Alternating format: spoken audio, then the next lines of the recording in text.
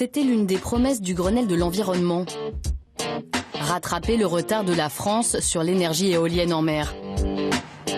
4 ans plus tard, Nicolas Sarkozy lance le premier appel d'offres. Ce que je vous annonce, c'est 10 milliards d'euros d'investissement. Un marché prometteur pour les industriels qui gagneront la partie. 5 sites, 600 éoliennes au total près des côtes françaises, une puissance équivalente à celle d'un EPR. Le début d'un business qui ne plaît pas à tout le monde. La semaine dernière, un groupe industriel français invitait quelques journalistes à survoler son nouveau parc éolien.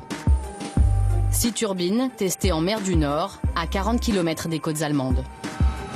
Nous sommes sur le site d'Alpha Ventus. C'est en fait une première au monde puisque c'est le seul endroit où il y a des éoliennes en mer d'une puissance de plus de 5 MW installées. Déjà ici, vous avez la technologie qui servira demain. Une pub grandeur nature pour l'industriel qui compte bien remporter l'appel d'offres français. Et ce groupe, c'est Areva, le numéro 1 mondial du nucléaire. C'est une façon de contrôler une filière qui aurait pu devenir concurrente ? Pas du tout, il y a plutôt, je dirais, la volonté de tirer parti d'une autre filière qui est en croissance également. C'est un business qui peut rapporter gros en fait. C'est une activité qui a certainement un gros potentiel sur le plan économique. C'était 10% des entrées en commande l'année dernière. Dans le groupe, c'est déjà 1,8 milliard d'euros de carnet de commande. Donc ça commence à devenir quelque chose de significatif à l'échelle du groupe.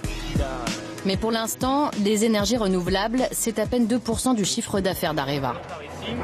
Là par contre, il ne faut pas filmer, c'est interdit, donc on est seul à l'avoir, donc on veut le garder pour nous pour le moment en tout cas.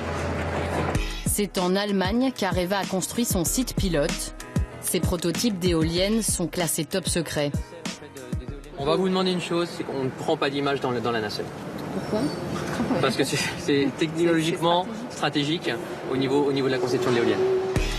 Si des géants de l'énergie s'intéressent à l'éolien offshore, c'est parce que c'est plus rentable que l'éolien terrestre. Autre argument d'Areva, en mer, les éoliennes ne gêneraient personne. Car à terre, l'éolien n'a pas que des amis. Non à l'éolien industriel.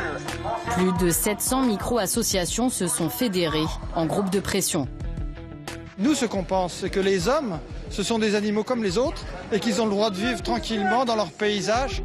À les entendre, les éoliennes ne seraient ni écologiques ni efficaces. Des arguments que ce lobbyiste anti-éolien martèle auprès des élus.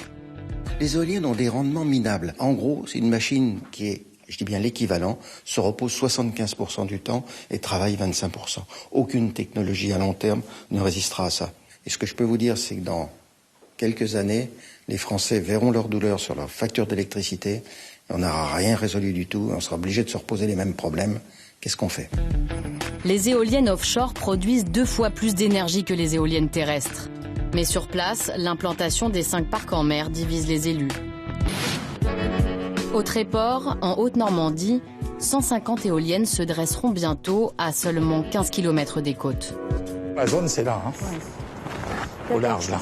Vous allez avoir une implantation sur une surface équivalente à la ville de Paris. Ça nous coupera toute la vue de la baie de Somme, qui est classée au patrimoine de l'UNESCO. Pour nous, c'est un véritable gâchis. Alain Longan est communiste. Fidèle à la ligne du PC, il est pro-nucléaire. Nous, on est nucléaire, c'est clair. Mais ça y est pour quelque chose dans votre opposition à l'éolien ? Non, c'est vraiment parce que je suis convaincu que c'est une hérésie.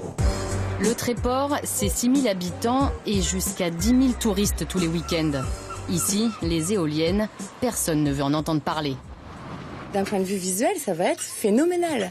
Nous, on vit avec le nucléaire, l'éolien sur Terre, et maintenant, on veut nous mettre l'éolien en mer. Nous, on va avoir la Donc, totale. moi, je trouve que notre territoire, il a assez donné. Comment peut-on dire, quand on voit la falaise qui est en face de nous et qu'on en rajoute une demi, qu'on fait clignoter des flashs toutes les secondes en rouge et jaune, qui sont visibles à 30 km, comment peut-on dire que vous ne serez pas impacté ? Vous voulez que je vous dise, leur moulin, c'est les moulins pour actionner les pompes à fric. Absolument. Voilà, c'est uniquement ça, ces moulins. En première ligne dans la contestation, les 240 pêcheurs du Tréport.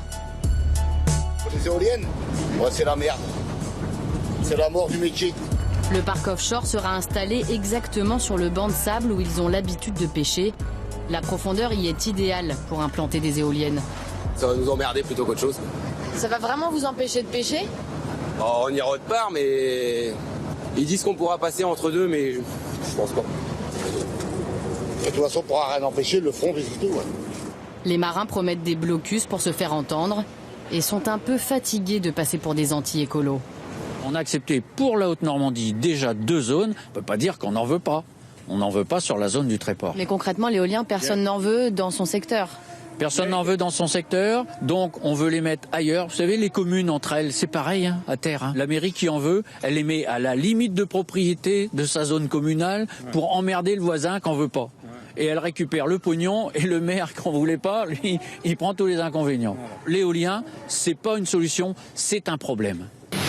Dans le camp des pro-éoliens, on promet des dizaines de milliers d'emplois. Et chez les Verts, on parle gros sous. Les éoliennes, ce serait écologique et économique. C'est gagnant-gagnant. C'est un tarif garanti pour l'industriel. En face, un investissement de plusieurs milliards d'euros sur fonds privés sans aucune subvention. Aujourd'hui, les énergies renouvelables représentent 15% de la production française. Le Grenelle de l'environnement s'engage à atteindre 23% en 2020.